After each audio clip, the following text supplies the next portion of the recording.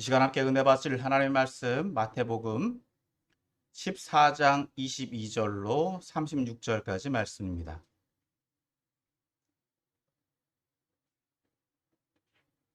마태복음 14장 22절로 36절까지의 말씀 다 찾은 줄 알고 제가 말씀 봉독해 올립니다. 예수께서 즉시 제자들을 재촉하사 자기가 무리를 보내는 동안에 배를 타고 앞서 건너편으로 가게 하시고 무리를 보내신 후에 기도하러 따로 산에 올라가시니라. 저물매 거기 혼자 계시더니 배가 이미 육지에서 술이나 떠나서 바람이 거스름으로 물결로 말미암아 고난을 당하더라. 밤 사경에 예수께서 바다 위로 걸어서 제자들에게 오시니 제자들이 그가 바다 위로 걸어오심을 보고 놀라 유령이라 하며 무서워하며 소리 지르거늘 예수께서 즉시 이르시되 안심하라 나니 두려워하지 말라. 베드로가 대답하여 이르되 주여 만일 주님이시거든 나를 명하사 물 위로 오라 하소서 하니 오라 하시니 베드로가 배에서 내려 물 위로 걸어서 예수께로 가되 바람을 보고 무서워 빠져 가는지라 소리질러 이르되 주여 나를 구원하소서 하니 예수께서 즉시 손을 내밀어 그를 붙잡으시며 이르시되 믿음이 작은 자여 왜 의심하였느냐 하시고 배에 함께 오르매 바람이 그치는지라. 배에 있는 사람들이 예수께 절하며 이르되 진실로 하나님의 아들 이로소이다 하더라. 그들이 건너가 게네사렛 땅에 이르니 그곳 사람들이 예수이신 줄 알고 그 근방에 두루 통지하여 모든 병든 자를 예수께 데리고 와서 다만 예수의 옷자락이라도 손을 대게 하시기를 간구하니 손을 대는 자는 다 나음을 얻으니라. 아멘. 할렐루야. 아멘. 오늘도 거룩한 주일 예배 자리에 나오신 여러분을 환영하고 축복합니다. 아멘. 자, 오늘은 마태복음 14장 이제 두 번째 시간입니다. 오늘 본문 말씀은 크게 네 부분으로 나누어 볼 수 있습니다. 먼저 22절에서 24절은 본문 말씀의 배경이라고 할 수 있고 또 25절에서부터 27절은 물 위를 걸어오신 예수님에 대해서 말씀하고 있으며 또 28절에서부터 32절은 예수님과 같이 물 위를 걷고자 했던 베드로에 대해서 말씀을 해주고 있습니다. 그리고 33절은 이제 제자들의 신앙 고백에 대해서 말씀하고 있고 이제 34절에서부터 36절은 그 후에 예수님의 사역이 어떠했는지에 대해서 말씀해 주고 있습니다. 오늘 본문 말씀을 통해서 함께 그 의미를 살펴보고 또 이 말씀이 오늘 우리에게 어떠한 의미가 있는지 함께 적용해 봄으로 함께 은혜를 나누기를 소망합니다. 아멘. 먼저 22절부터 24절까지의 말씀을 보도록 하겠습니다. 먼저 이 본문 말씀은 앞서 말씀드린 대로 사건의 배경입니다. 22절에서부터 24절까지 말씀에서 먼저 22절 말씀을 봅니다. 22절 같이 읽습니다. 시작. 예수께서 즉시 제자들을 재촉하사 자기가 무리를 보내는 동안에 배를 타고 앞서 건너편으로 가게 하시고 이 사건이 말하고 있는 것, 22절이 말하고 있는 것은 앞선 사건, 즉 오병이어의 사건의 연이은 사건이다라고 하는 것을 말해주고 있습니다. 오병이어의 사건은요 엄청난 사건입니다. 물고기 2마리와 보리떡 5개로 공짜로 먹었어요. 많은 사람들이 공짜로 먹었습니다. 사실 그 자리에 있던 사람들이 그 음식들이 어디서 나왔는지를 알 수는 없었을 것입니다. 하지만 그들이 공짜로 뭔가를 먹었다라고 하는 것, 그 음식을 준 분이 예수님이다라고 하는 것은 놀라운 사실이다. 그렇기 때문에 사람들 입장에서 보면은요, 예수님에게 또 뭔가를 요구할 수 있는 상황이다라고 하는 것입니다. 그렇기 때문에 예수님은 그 무리들을 빨리 흩어버리십니다. 그리고 제자들도 그 무리로부터 분리시키셔서 다른 곳으로 이동시키십니다. 왜냐? 사실 23절에는 그 무리를 보내신 목적이 따로 언급이 되어 있습니다. 23절 말씀을 먼저 보겠습니다. 23절 말씀 같이 읽습니다. 시작. 무리를 보내신 후에 기도하러 따로 산에 올라가시니라. 저물매 거기 혼자 계시더니. 사실 23절에서는 무리를 보내시고 예수님께서 산에 올라가셨다라고 기록을 하고 있습니다. 즉 기도하기 위해서다라고 하는 것입니다. 그런데 앞서 잠시 말씀드린 대로 14장은 누구의 이야기로 시작했습니까? 헤롯의 이야기로 시작했습니다. 즉 세상 왕과 예수님이 비교되고 있는 상황입니다. 물론 이 이후에 조금 더 말씀을 드리겠지만 헤롯은요, 예수님을 세례 요한이 부활한 것으로 이해를 했다는 것입니다. 예수님 그 이야기를 들으셨습니다. 헤롯이 그렇게 생각한다라고 하는 것을 들으셨다. 자, 그럼에도 불구하고 지금 예수님은 어떤 사건을 행하셨다고요? 오병이어의 기적을 행하셨습니다. 사람들의 입장에서 더 놀라운 말이 나올 수 있는 상황이다라고 하는 것입니다. 그렇기 때문에 예수님의 입장에서는 그 무리들에게 더 많은 관심을 받는 것이 어떻게 보면 헤롯의 심기를 건드릴 수 있는 상황.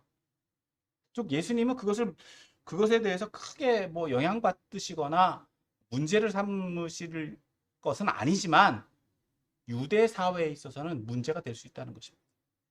다시 말해서 예수님의 사역은 계획 속에 있습니다. 그 사역이 문제가 일어날 수 있는 요지, 문제의 여지를 지금 시기에서는 차단하고 계시다라고 하는 것입니다. 그래서 예수님은 이 문제를 먼저 해결해 놓으시고 무리들을 흩어 놓으시고 당신은 기도하러 올라가셨다라고 하는 것입니다. 더 나아가 또 24절에서 24절과 또 연결해서 보면 또 재미있는 사건으로 우리가 이해를 할 수 있는데요. 자, 24절 또 봅니다. 같이 읽습니다. 시작. 배가 이미 육지에서 술이나 떠나 바람이 거스름으로 물결로 말미암아 고난을 당하더라. 즉 제자들의 상황을 지금 말씀을 하고 있죠. 어떻게 되었느냐? 배가 이미 육지에서 술이나 떠난 상황입니다. 멀리 가 있습니다. 즉 여기서 보면은요, 뭐 이따가도 좀 말씀드리겠지만 술이나 떠나 있다라고 하는 것, 이 수리는 적어도 한 2km에서 3km 정도 이미 멀리 거의 가 있던 상황입니다. 그런데 제자들은 그 상황 속에서 어떤 상황이다라고요? 바람을 맞았다는 거예요. 풍랑을 맞았습니다. 풍랑을 맞아가지고 한 발자국도 못 다가가는 상황입니다. 오도 가도 못하는 상황입니다. 어떻게 보면 예수님은 이미 이 상황을 알고 계셨을 수도 있다는 거예요. 제자들이 당할 일들을 이미 알고 계셨을 수도 있다. 그러니까 조금 더 생각을 앞서 해보면 예수님은 제자들이 당할 고난에 대해서 당신이 또 준비하기 위해서 제자들과 자신을 분리시켜 놓고 계시다라고 이해할 수 있다는 것입니다. 자, 여기까지가 앞으로 일어날 일에 대한 사건의 배경이다라고 하는 것입니다. 자, 이러한 상황 속에서 예수님은 어떻게 행하셨느냐? 25절 말씀입니다. 25절 같이 읽습니다. 이 부분 같이 읽어야 돼요. 같이 읽습니다. 시작.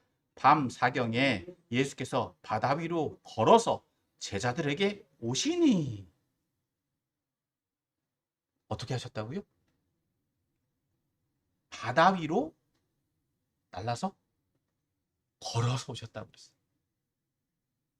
걸어서 오셨다. 시간은 밤 사경입니다. 로마인들은 이 시간을 밤 시간을 네 부분으로 구분을 하고 있는데 언제부터 시작을 하고 있느냐? 오후 6시서부터 새벽 6시까지를 4등분해서 사용합니다. 그러니까 밤 1경은 오후 6시부터 9시까지가 1경이고요. 2경은 9시부터 12시까지. 그리고 밤 3경은 12시부터 3시까지. 그리고 오늘 여기에 본문에서 말씀하고 있는 밤 4경은 새벽 3시서부터 오전 6시까지라고 하는 것입니다. 새벽 시간입니다. 그 새벽 시간에 예수님이 찾아오신 거예요. 자, 우리는 이 부분을 조금 더 이렇게 이해를 해야 될 것 같습니다. 왜냐? 사경에 찾아오셨다라고 하는 것은 사경에 만난 거예요. 이해가 되십니까? 예수님은 이미 그 전서부터 배에 타고 있던 제자들이 풍랑으로 인해서 고난당하는 것을 보고 어떻게 하셨다? 그 풍랑을 뚫고 예수님도 그 풍랑 사이를 뚫고 제자들이 있는 즉 2km에서 3km나 되는 그 거리를 어떻게 하셨다고요? 걸어오셨다는 거예요.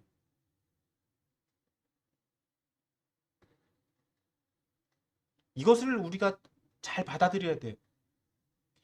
예수님이 그냥 날아오셨다라고 제가 말씀드리지 않았습니다. 어떻게 했다고요? 걸어오셨어요. 풍랑 위를. 그냥 맹물도 아닙니다. 풍랑이 물이 그냥 요동치는 그 위를 예수님도 동일하게 걸어오셨다라고 하는 거예요. 여러분 이 부분을 우리는 잘 이해를 해야 합니다.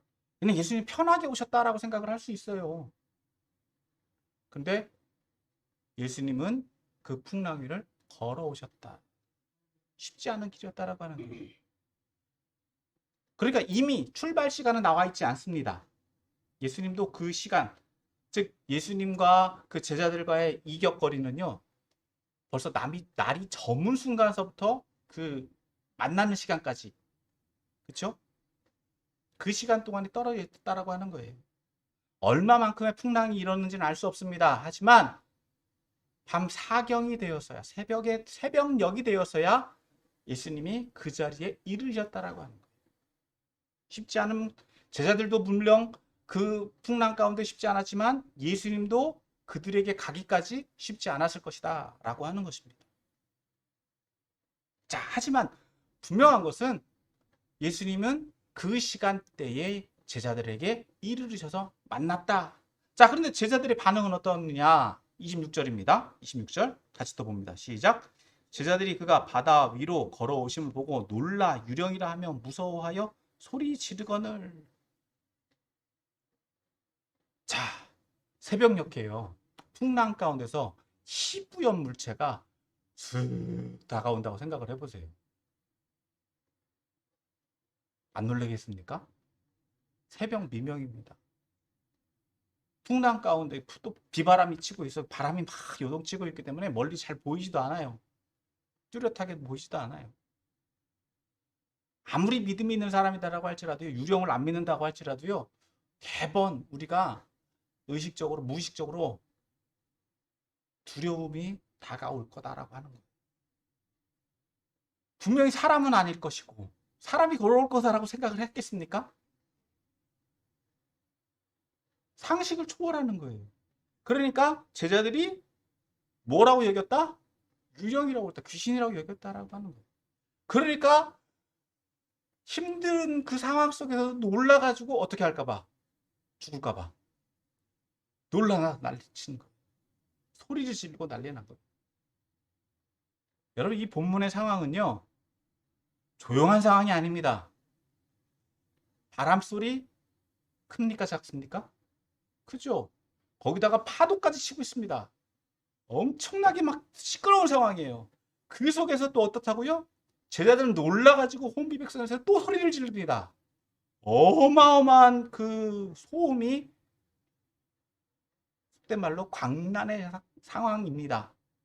그러니까 27절에서 뭐라고 어떤 상황이 됩니까?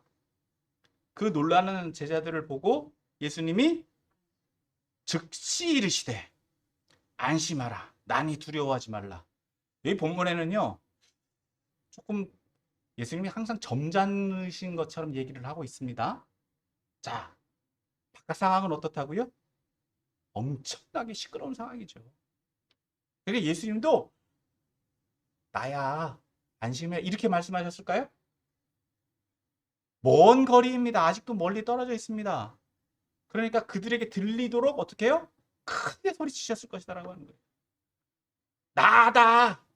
안심해! 두려워하지 마! 여러분, 예수님도 크게 소리치신다는 거예요. 자, 여기서 우리가 중요하게 봐야 될 것은 안심하라라고 하는 외침뿐만 아니라 여기서 예수님이 자신을 알리는 사건, 즉 헬라어로는 에고 에이미라고 이야기를 하는데 이건 나는 나야 라고 하는 하나님이 자신을 드러나신 사건과 동일한 단어입니다. 즉 예수님이 자신을 드러내는 사건, 즉 이 사건은요. 이미 물 위를 걸어오신 사건을 통해서도 말씀해주고 있지만 자신이 어떠한 상황, 어떠한 존재다라고 하는 정체성을 다시 한번 말씀해주고 있다라고 하는 것입니다. 당신이 누구다? 하나님과 같은 존재다. 즉 인간의 영역을 뛰어넘는 초월적인 존재다라고 하는 것을 다시 한번 보여주고 있다라고 하는 것입니다. 자, 세 번째로 우리가 살펴볼 것은 이러한 반응에 대해서 제자들의 반응입니다. 자, 28절 또 봅니다. 28절에서 베드로가 대답하죠. 어떻게 반응하느냐? 자, 베드로의 반응을 같이 읽습니다. 제가 읽어드리겠습니다. 주여, 만일 주님이시거든 나를 명하사 물 위로 오라 하소서. 베드로가 왜 이런 말을 했는지 명확한 의도는 알 수 없습니다. 단순하게 보면 예수님이 걸으셨다고 한다면 나도 걸을 수 있지 않을까?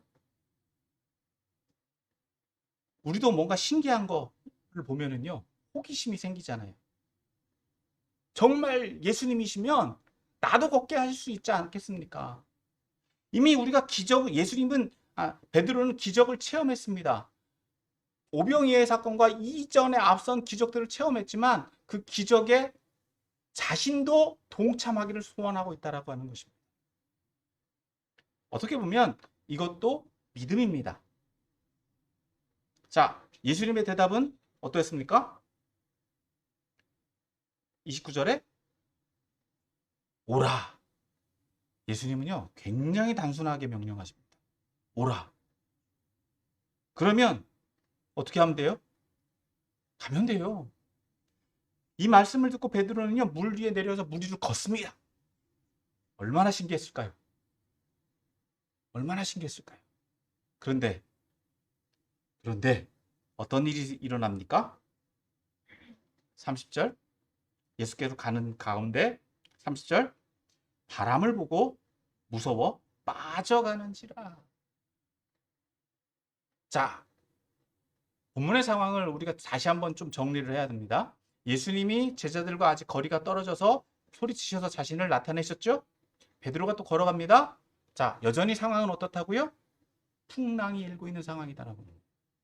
예수님이 나타나셨고 베드로가 예수님인 줄 알고 예수님께로 가려고 했지만 풍랑은 멈췄다 안 멈췄다? 안 멈췄다라고 하는. 풍랑이라고 하는 환경과 상황은 여전하다라고 하는 것입니다. 베드로가 본 것은 무엇이었습니까? 예수님만 봤을 때는 그 풍랑을 걸을 수 있었지만 무엇을 보니까? 환경을 보니까 무엇이 들어와요? 두려움이 들어오더라. 두려움이 들어갔다. 두려워하다 보니까 어떻게 돼요? 또 그 환경 속에 빠져가는 거예요. 붕덩하고 빠졌겠죠. 서서히 빠진 것이 아닌 서서히 빠졌다라고 여기 본문은 그렇게 볼 수 있지만 어떻게 봐야 할까요? 순식간에 빠져가는 거죠. 순식간에. 막 물 먹고 난리가 났을 거예요. 그러니까 그제서야 어떻다고요? 소리를 지르는 거예요. 또 소리를 지르죠. 오늘 본문의 상황은요, 계속 소리 지르는 것밖에 안 나와요. 근데 이 소리는 어떤 소리입니까? 놀라움의 소리보다도 구원의 외침입니다. 절박한 소리입니다. 앞에서 있던 소리 지르는 건요, 두려움과 공포라고 한다면 이것은 구원받기를 원하는 간절한 소리라는 거예요. 그래서 예수님께 이렇게 외치죠. 주여 나를 구원하소서. 이 말을 우리에게 조금 우리식으로 보면요, 살려주세요 이거예요. 살려주세요. 죽음의 위경 속에서 이러한 베드로의 외침은 앞선 제자들의 외침과 크게 다르지 않았을 것입니다. 자, 여기에서 이러한 외침에 대해서 예수님은 어떻게 반응하십니까? 예수님께서는 즉시 손을 내밀어서 그를 건져 주셨다. 여러분, 예수님은요, 우리의 외침에 대해서 그냥 서서히 반응하시는 것이 아니라 이런 죽음의 위경 가운데 있는 절박한 외침에 대해서는요, 예수님도 즉시 응답하신다.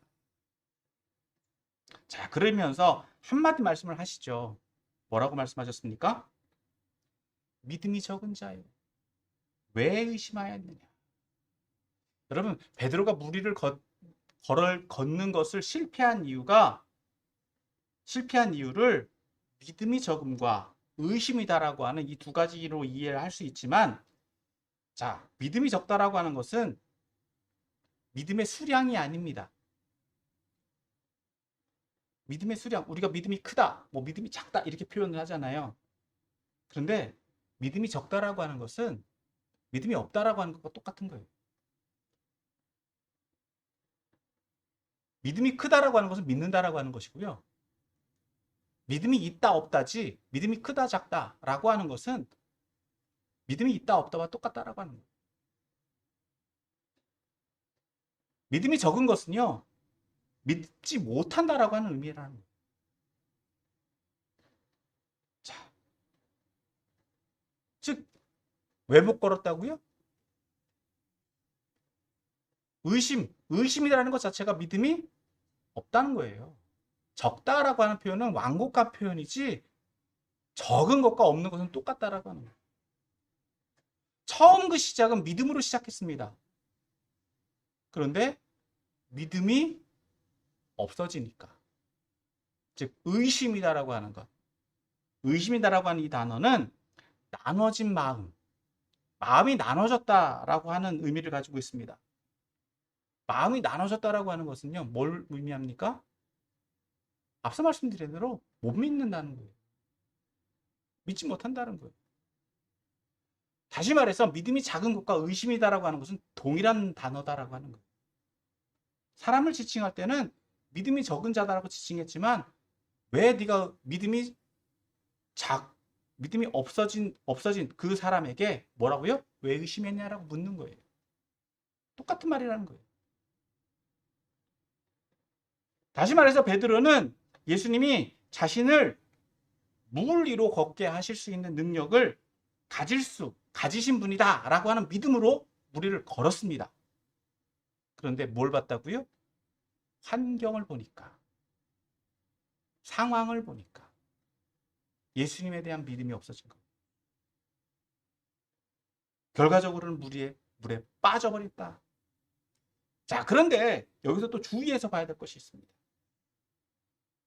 베드로는 즉시 어떻게 했다고요? 구원을 요청했더라.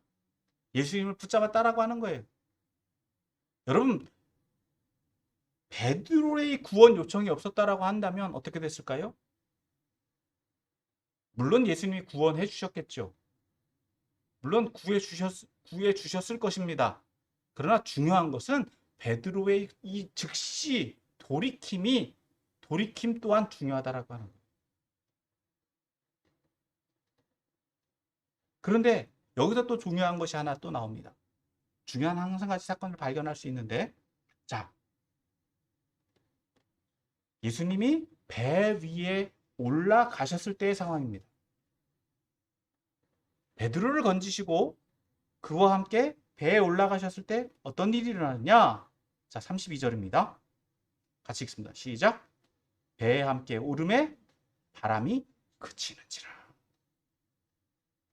여러분, 이 부분이 굉장히 중요합니다. 예수님이 배 밖에 계셨을 때는 풍랑이 여전히 있습니다. 그런데 배에 함께 오르시자마자 풍랑이 잦아져 버렸다는 거예요. 여러분, 이것을 우리가 굉장히 주의해서 봐야 합니다. 예수님이 함께 계시는 사건이 함께 계시는 것과 함께 계시지 않는 것이 얼마나 큰 차이가 있느냐라고 하는 거예요. 이 말씀은 이제 잠시 후에 다시 한번 우리에게 적용해 보기를 원합니다만, 계속해서 34절, 그와 함께 제자들의 반응을 살펴볼 수 있습니다. 같이 읽습니다. 33절 시작. 배에 있는 사람들이 예수께 절하며 이르되 진실로 하나님의 아들이로소이다. 사실 이 본문 말씀은 이 앞에서 이 풍랑을 만난 사건, 한 번 더 이 예수님과 제자들이 풍랑을 만난 사건들이 한 번 더 언급되잖아요. 8장 23절에서부터 27절에 보면 예수님과 함께 배를 타고 똑같은 길을 건너가고 있는데 예수님이 주무시고 있는 사이에 풍랑이 일어났을 때, 그렇죠? 똑같은 사건이었습니다. 그때 예수님께서 주무시고 있는 예수님을 깨워서 예수님이 명하셨을 때 풍랑이 잦아졌죠. 자, 그때는요, 제자들의 반응이 이랬습니다. 8장 27절. 그 사람들이 놀랍게 여겨 이르되 이가 어떤 사람이기에 바람과 바다도 순종하는가? 예수님이 행하신 기적에 대해서요, 예수님을 이해하지 못했습니다. 예수님의 능력을 받아들이지 못했습니다. 그런데 오늘 본문에는 어떻게 하고 있다고요? 배에 있는 사람들이 예수께 절하며 이르되 진실로 하나님의 아들이로소이다. 이 말씀은요, 예수님이 메시아다라고 인정하는 거예요. 그래서 예수님을 경배하기 시작하는 거예요. 예수님이 이제 메시아로서 인정하고 있다라고 하는 것입니다. 앞선 사건보다 조금 더 예수님을 발견하고 있다라고 하는 거예요.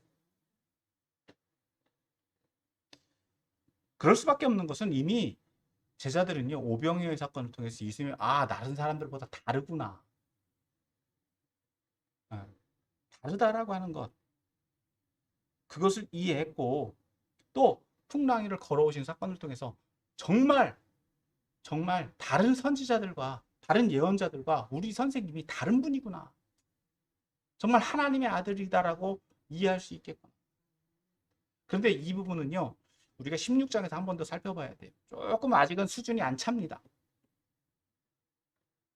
단지 좀 더 특별한 분이다라고 하는 이해까지 이다라고 하는 것을 볼 수 있습니다.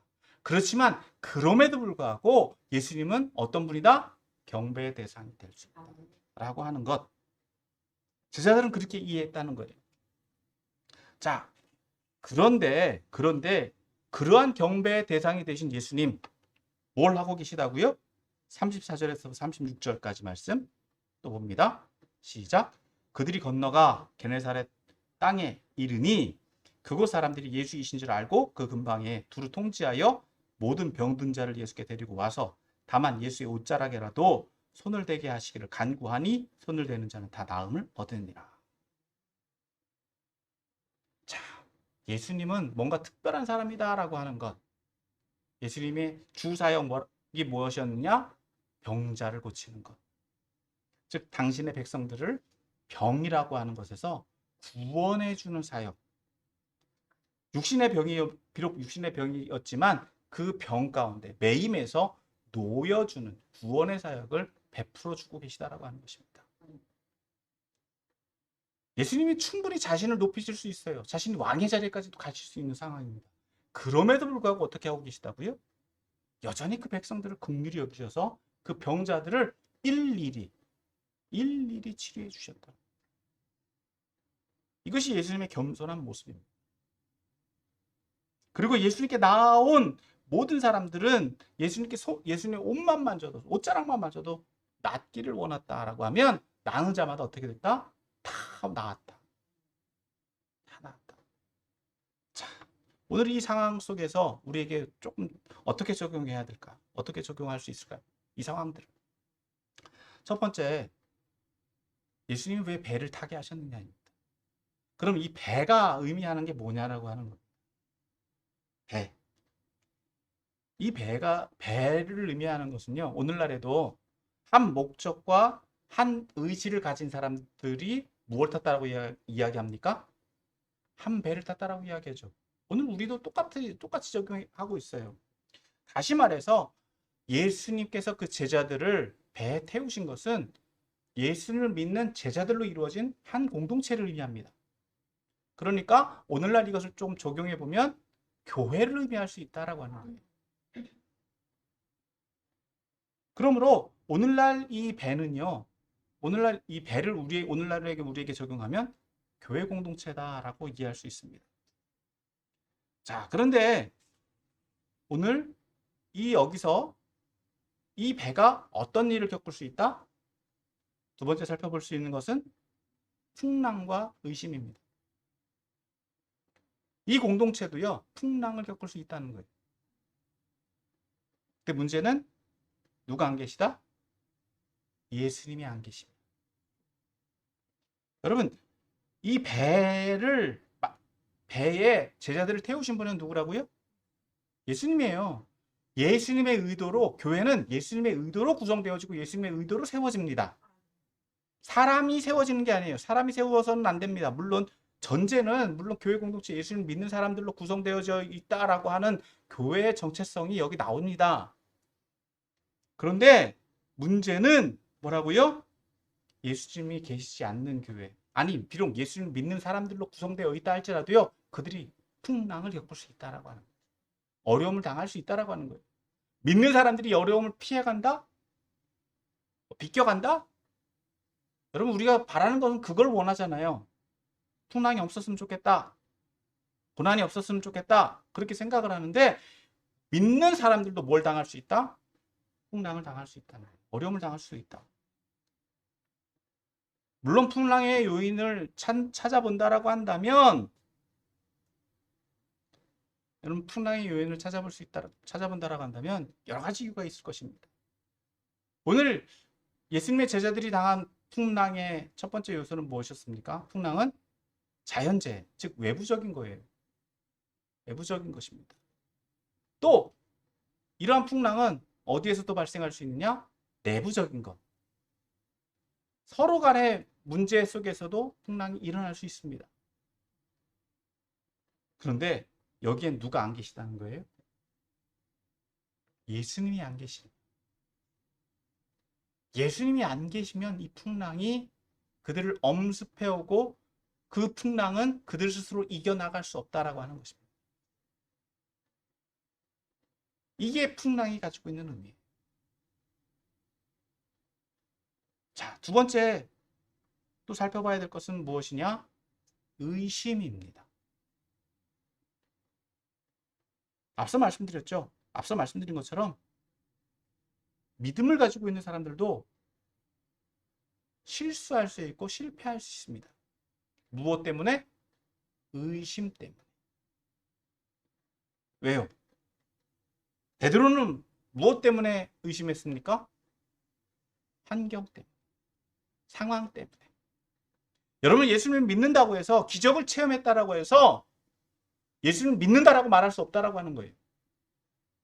기적 체험과 믿음은 별개입니다. 물론 믿음을 갖게 하는 중요한 요소가 될 수는 있죠. 그럼 기적을 체험했다라고 해서 다 예수를 믿느냐? 그러면 얼마나 좋겠습니까? 베드로는 기적을 너무나도 체험했죠. 그리고 몸소 물리를 걸었습니다. 그런데 무엇 때문에? 환경이 변화되지 않으니까. 상황이 변화되지 않으니까. 무엇이 들어왔더라? 의심이 들어왔더라. 처음에는 예수님을 보고 공동체 안에서 여러분 베드로의 입장에서 보면요. 똑같이 공동체 안에 있었습니다. 배에 있었습니다. 그런데 예수님 보고 그 배를 떠났어요. 풍랑 가운데 나갔습니다. 풍랑을 이길 수 있을 줄 알았습니다. 예수님만 보고 갔으면 풍랑을 위를 걸었을 것입니다. 근데 상황을 보니까 어떻게 해요? 그 상황 속에 빠져가요. 오히려 더 배 위에 있는 제자들보다 더 위험한 상황에 처할 수밖에 없었다라고 하는 것입니다. 자, 그때 그가 취한 방법은 무엇입니까? 다시금 예수님께로 돌이키더라. 다시금 예수님께로 돌이키더라. 이것이 베드로의 믿음이다라고 할 수 있는 거예요. 여러분, 우리가 여기서 중요하게 또 살펴봐야 될 것은 우리의 믿음도 그럴 수 있다는 거예요. 기적을 체험하고 뭔가를 체험하기를 원하는 사람들이 있습니다. 그래서 뭔가를 막 쫓아다니는 사람들이 있죠. 그것을 통해서 그것이 믿음이라고 착각할 수 있다는 거예요. 근데 풍랑이 오고 어려움이 오고 그 상황이 바뀌지 않으면 어떻다고요? 그 마음에 무엇이 의심이 그 믿음을 없애더라. 그럼 뭐라고요? 믿음이 없는 거다. 자, 세 번째 우리가 살펴봐야 될 것은 예수님의 은혜입니다. 예수님의 은혜예요. 자, 제자들이 풍랑 가운데, 문제 가운데 있을 때 예수님은 어떻게 반응하셨습니까?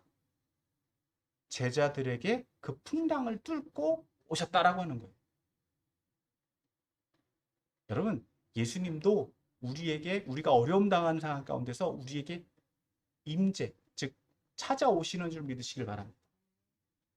그리고 예수님이 우리에게 원하시는 건 뭡니까? 그 환경과 상황 가운데 두려워하기보다 예수님으로 인한 위로, 안심하기를 원하신다. 두려워하지 말라. 나다. 나니까 안심하라. 즉 예수님을 통해서 위로를 받기를 원하신다. 즉 예수님은 환난과 고난 가운데 있는 이에게 오셔서 분명히 자신을 밝히고 계시다. 여러분, 이것이 하나 예수님의 은혜입니다. 더욱이 앞에 있는 사건, 즉 오병이의 기적에서도요, 그 무리들을 위해서 예수님은 제자들에게 명하셨죠. 먹을 것을 주라. 그 무리들은요, 그냥 흩어보냈어도 됐습니다. 그런데 그들을 어떻게 여기시고? 불쌍히 여기시고 긍휼입니다. 예수님은 동일하게 제자들을 긍휼히 여기셔서 찾아오신 거예요. 오늘 똑같이 예수님도 우리에게 찾아오시고 계시다. 찾아오셨다라고 하는 거예요. 더욱이 예수님이 조용히 말씀하셨다고요? 풍랑 가운데서 조용히 말씀하시면 제자들이 들었을 수 있다고요? 아니요. 똑같이 소리쳐서 외치셨을 거다. 그 말씀을, 그런데 그 음성을 제자들은 예수님의 음성으로 알아듣더라. 그러니까 안심했고 베드로도 예수님이시면 나도 걷겠습니다라고 요청했던 거예요. 문제는 알아들을 수 있어야 되는데 못 알아들으면 여전히 두려움 가운데 예수님을 뭘로 여길 수밖에 없다? 유령으로 여길 수밖에 없다. 두려움의 존재로 여길 수밖에 없다. 오늘 본문은 그 얘기를 해주고 있는 거예요. 전제는 무엇이다? 예수님을 믿느냐 안 믿느냐예요. 예수님을 안 믿는 사람들에게 있어서는요, 예수님은 두려울 수밖에 없는 존재예요. 자, 두 번째, 예수님의 은혜, 즉 구원은요, 실패한 사람을 다시금 건지시다. 여러분, 베드로 즉시 건지셨다고 말씀하고 있어요. 조금 물 좀 먹어 이렇게 말씀하신 것이 아니라, 너 본때 좀 봐 이렇게 말씀하신 것이 아니라, 물에 빠져가는 사람을 어떻게 해요? 즉시 건져주셨다. 물론 믿음이 적다라고 하는 책망이 있었지만 이것은 당연한 거예요. 그런 말도 듣기 싫다? 교만이죠. 오늘 저와 여러분도요, 쓰러지고 넘어질 때가 있습니다. 예수님을 믿는다 하면서도 잘못할 수도 있어요. 기적을 체험했지만 예수님을 떠날 수도 있습니다. 하지만 중요한 것은 뭐라고요? 우리가 뭔가 잘못됐다라고 하는 걸 깨달을 때는 돌이킬 수 있어야 된다는 거예요. 이게 무엇입니까? 회개입니다. 그리고 예수님께 외칠 수 있는 것, 살려주세요라고 외치는 것, 절박한 구원의 외침. 그런데 완악한 사람들은 예수님을 발견한다, 발견하지 못한다. 발견하지 못한다는 거예요. 예수님이 부르시는 소리를 듣는다, 듣지 못한다. 듣지 못한다. 죽음의 위경 가운데 물속에 빠져 들어가는데도, 자기가 죽는데도 예수님을 찾는다, 못 찾는다. 못 찾는다. 그렇다고 우리가 살려줄 수 있느냐? 우리에겐 능력이 없어요. 안타까운 겁니다. 그리고 궁극적으로 풍랑은 언제 잠잠해졌다? 예수님이 배에 오르시자. 즉 우리 공동체 안에 예수님이 계셔야지 잠잠해지는 거예요. 환경이, 상황이 바뀌는 거예요. 우리의 삶에도요, 문제가 있고 역경이 있지만 누구와 함께 해야 된다? 예수님이 함께 계실 때. 우리의 삶에 예수님을 모셔드려야 된다라고 하는 거예요. 내 안에 누가 계셔야 된다고요? 예수님이 계셔야 돼요. 여전히 환경과 상황으로 인해서 우리가 고난당하고 어려움 당할 수 있습니다. 하지만 이 모든 것을 잠잠해지려면 누구와 함께 할 때? 예수님과 함께 할 때. 그럴 때 모든 문제들은 해결된다. 더 나아가 오늘 중요한 핵심 사항을 또 말씀하고 있습니다. 예수님은 이런 기적들을 통해서도요, 자신이 높아지시기보다 뭘 행하고 계시더라? 당신의 사역을 행하고 계시더라. 불쌍한 이들을 그래도 어떻게 하신다? 고쳐주시고 회복시켜 주시더라. 이것이 오늘날 교회의 본질이다라고 하는 거예요. 교회가 해야 되는 일이 맨날 모여서 예배하고 하나님 찬양하는 것에 그치는 것이 아니라 구원하는 사역. 오늘날 사실 이러한 일들은 다른 사회 기관들이 많이 합니다. 오늘 본문에서 말씀하고 있는 것처럼 오병이어의 기적 같은 경우는 굶주린 사람들 먹이는 사역들, 병든 사람들 고치는 사역들 어디서 합니까?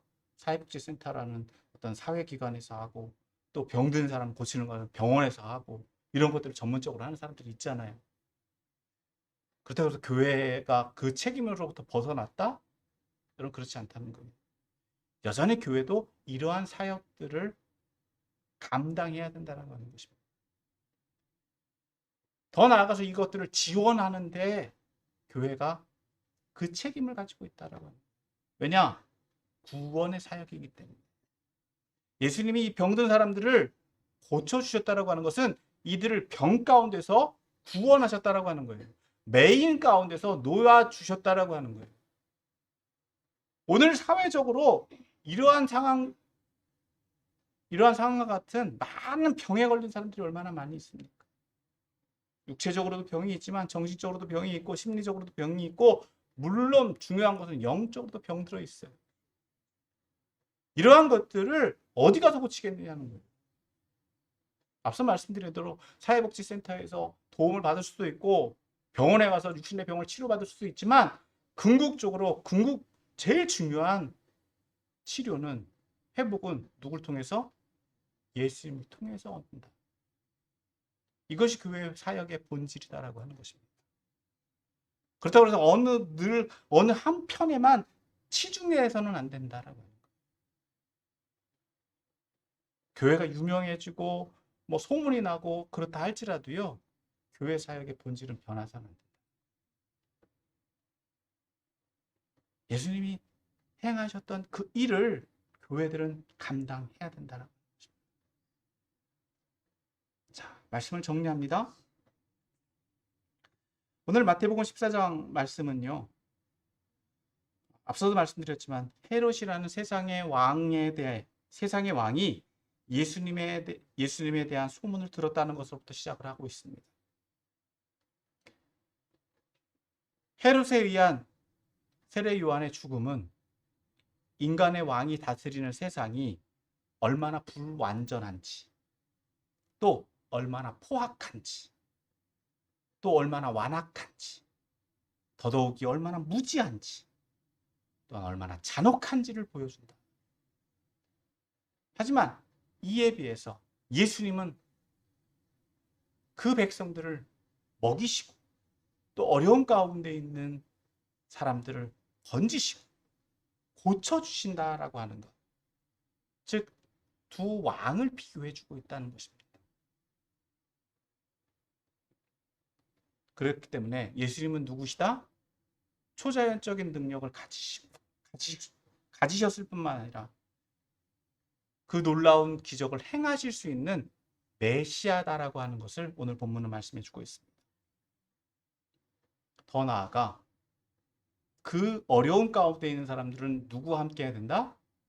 풍랑을 만난 제자 공동체들, 배에 타고 있는 사람들은 그 어려움을 완전히 이겨나가려면 예수님을 그 배 안으로 초청해야 된다라고 하는 것. 예수님과 함께 할 때 그 풍랑은 잦아진다라고 하는 것을 우리는 깨달을 수 있습니다. 이처럼 저와 여러분들의 삶 가운데 누구와? 즉 예수님과 동행해야 합니다. 물론 우리가 실수하고 실패할 수도 있다. 하지만 다시금 돌이켜서 예수님을 찾을 때 우리의 구원은 여전히 지속된다라고 하는 것을 오늘 본문은 말씀해 주고 있습니다. 그렇기 때문에 오늘 저와 여러분들은 예수님이 사역을 계속하셨던 것처럼, 그럼에도 불구하고 예수님이 계속해서 사역을 계속하셨던 것처럼 오늘 저와 여러분도 예수님과 한 배를 타고 하나님 나라를 세워가는, 하나님 나라에 가기까지, 즉 예수님께서 사역을 계속하셨다는 것은 이 땅 가운데서 하나님 나라를 이루셨다라고 하는 거예요. 그러니까 오늘 저와 여러분들이 해야 되는 일은 무엇이다? 이 땅 가운데서 하나님 나라를 세우는 사역, 예수님의 사역에 동참하는 제자들이 있어요. 그 사역을 통해서 하나님의 영광을 드러내는 여러분들이 다 되시기를 예수님의 이름으로 축원합니다.